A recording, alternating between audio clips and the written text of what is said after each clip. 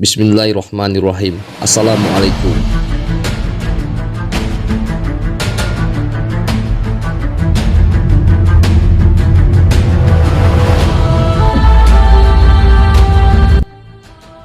Datuk Pining adalah salah satu ulama karismatik sekaligus sebagai panglima perang yang berasal dari Kecamatan Pining, Kabupaten Gaylues, Aceh di masa penjajahan Belanda dan Jepang. Ia bernama asli Haji Abdullah bin Muhammad Sapi'i bin Datuk Pining. Haji Abdullah juga mendapat gelar sebagai Datuk bukan sekadar dari keturunan, tapi memang ia memiliki wawasan yang luas tentang agama Islam. Datuk Pining Abdullah tumbuh dan besar di masa penjajahan Belanda di wilayah Gaylues. Ia dikenal sebagai seorang pemimpin, ulama karismatik, panglima perang yang pemberani dengan unsur datuk. Pada usia yang relatif muda, Datuk Pining Haji Abdullah telah menggantikan ayahnya yang bernama Datuk Pining Sapi'i dalam memimpin perang bersama pasukan muda melawan Belanda di wilayah Gaylues. Ia berperang di hutan Samarkalang, Serbajadi, Tingkem, Gaylues, Jagong, Gayo Laut, dan di wilayah Gayo lainnya. Pada tahun 1930, Datuk Pining dan Tengku C.M. Tai Perlak sempat ditangkap oleh pasukan Belanda dan dibawa ke Langsa, lalu ke Kuala Simpang, dan dibawa melalui jalur laut dan dibuang ke Tanah Jawa, kemudian dipenjarakan di penjara Glodok. Di penjara tersebut, Datuk Pining sempat berkelahi dengan sipir. Akibatnya, ia dipindahkan ke penjara Cipinang. Selang beberapa bulan, ia kembali dipindahkan ke daerah Jawa Barat di penjara Sukamiskin, Bandung. Menurut catatan, di penjara Sukamiskin, Bandung, ia sempat bertemu dengan Presiden pertama Republik Indonesia, Insinyur Soekarno, dan sering berdiskusi tentang proses menuju kemerdekaan bangsa Indonesia. Dalam perjalanannya, tepatnya pada bulan Ramadan, ia dibawa oleh kepala sipir penjara yang bernama Thohir alias Kadir yang berasal dari Banten makan sahur di rumahnya. Lalu kepala sipir tersebut menyuruhnya berangkat ke Betawi, Jakarta dengan memberikan uang sebesar 15.000 untuk pulang ke Gaylues. Lalu Datuk Pining pergi berangkat dari Pulau Jawa menuju Gaylues. Pada tahun 1933, ia kembali bergabung dengan rekan sejawatnya yang bernama Mdin, yang merupakan kolonel dalam perang Medan Area. Mdin ini juga merupakan salah satu murid ayahnya M. Sapi'i. Mereka berdua sering berdiskusi di pegunungan Desa Badak sambil memperdalam ilmu keagamaan. Pada tahun 1942, masa penjajahan Jepang, Datuk Pining lebih banyak berdiam diri sambil aktif menyebarkan ajaran agama Islam dari daerah ke daerah. Dalam masa penjajahan Jepang kala itu, sandang pangan sangat susah didapatkan dan pasukan Jepang acap kali memaksa masyarakat Gayo untuk rodi atau kerja paksa. Dalam situasi tersebut, Datuk Pining memerintahkan murid-muridnya lebih giat bercocok tanam di pedalaman hutan-hutan. Setelah panen, hasilnya disembunyikan di hutan untuk menghindari rampasan tentara Jepang. Tahun 1944, Datuk Pining mendengar dari rekannya bahwa kemerdekaan Indonesia sudah diambang pintu. Dengan sigap ia mengabarkan dan memanggil murid-muridnya untuk menjelaskan tentang kemerdekaan serta mempersiapkan pasukan perang fisabilillah di wilayah Gayo. Kemudian dia memanggil para datuk dan para panglima di wilayah Gayo untuk menyusun sebuah strategi. Dalam sebuah strategi itu, ia membentuk pasukan dengan 3 kategori.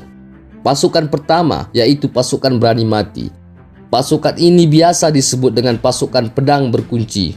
Pasukan ini bersenjatakan pedang panjang melalui ilmu tertentu, bisa bergerak sendiri, dan semua pasukan ini dibekali ilmu kebal tinggi. Kedua, pasukan mujahidin. Pasukan ini bersenjatakan campuran seperti tombak, panah, dan senjata api hasil rampasan dari tentara Jepang. Pasukan ketiga adalah pasukan sukarela. Pasukan ini terdiri dari pemuda yang ingin ikut serta dalam perang jihad fisabilillah. Dalam menyambut proklamasi kemerdekaan tahun 1945, pasukan Datuk Pining turun ke Perlak dan Kuala Simpang ditemani oleh Tengku Nyak Ben, Tengku Nyak Samin, dan tokoh lainnya untuk bergerak melucuti senjata Jepang sampai Kelangkat dan Tanjung Pura.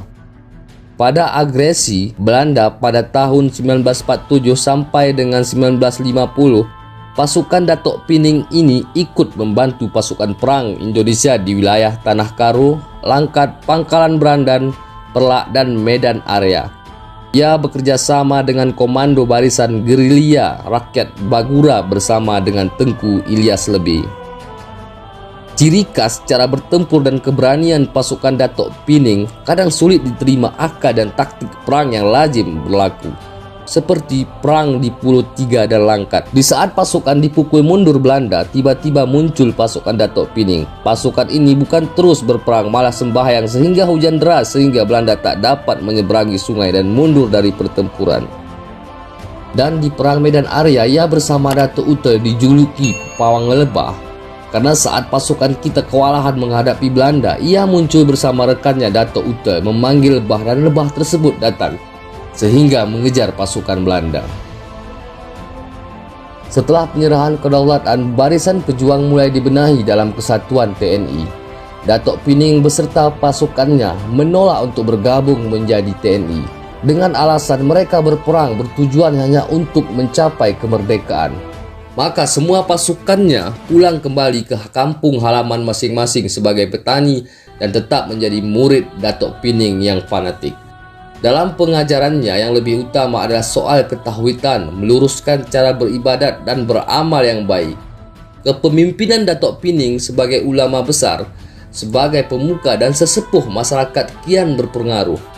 Dalam pandangan muridnya, ia mempunyai kelebihan. Ada unsur kewalian sehingga membuat karismanya semakin tinggi dan pengikutnya semakin bertambah. Sejak zaman Orde Baru yang mengutamakan pembangunan nyata, Datuk Pining aktif memberikan dorongan kepada masyarakat agar dapat mengisi pembangunan dalam berbagai sektor. Ia sempat ditunjuk sebagai sesepuh Partai Golongan Karya dan penasehat GUPPI Daerah Istimewa Aceh. Kemenangan Partai Golkar di setiap pemilu di Aceh tidak dapat dipisahkan dengan peranannya, wibawa dan dorongan dari Datuk Pining. Oleh karena itu, Ketua Umum Pusat Partai Golkar menghadiahkan naik haji untuk yang kedua kalinya pada tahun 1983. Aktivitas Datuk Pining dalam membina masyarakat dari desa ke desa di wilayah Aceh telah pula mendapat perhatian Presiden Republik Indonesia. Oleh karena itu, pada tahun 1998, Presiden memanggil beliau ke Jakarta dan menghadiahkannya sebuah kenderaan roda 4 agar dapat memperlancar untuk mengunjungi murid-muridnya dimanapun berada. Datuk Pining kemudian sakit-sakitan dan pada tahun tersebut beliau tutup usia tepat pada malam Jumat.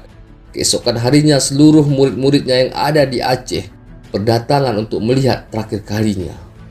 Video kali ini tentang pembahasan biografi Datuk Pining hanyalah pembukaan untuk mengawali biografi Datuk Pining yang akan kami upayakan ke depannya, terus menggalinya lebih dalam lagi tentang sosoknya yang sangat dihargai pada masanya. Untuk itu, kami berharap kerjasamanya dari semua pihak agar mendorong kami dan pemuda lainnya untuk peduli terhadap tokoh-tokoh penting yang pernah berkontribusi terhadap Kabupaten Gayluas yang namanya kini mulai hilang dalam ingatan. Ingatlah, kalau bukan kita siapa lagi akan mempedulikan sejarah kita sendiri? Dan kalau bukan sekarang, lalu kapan lagi akan kita mulai?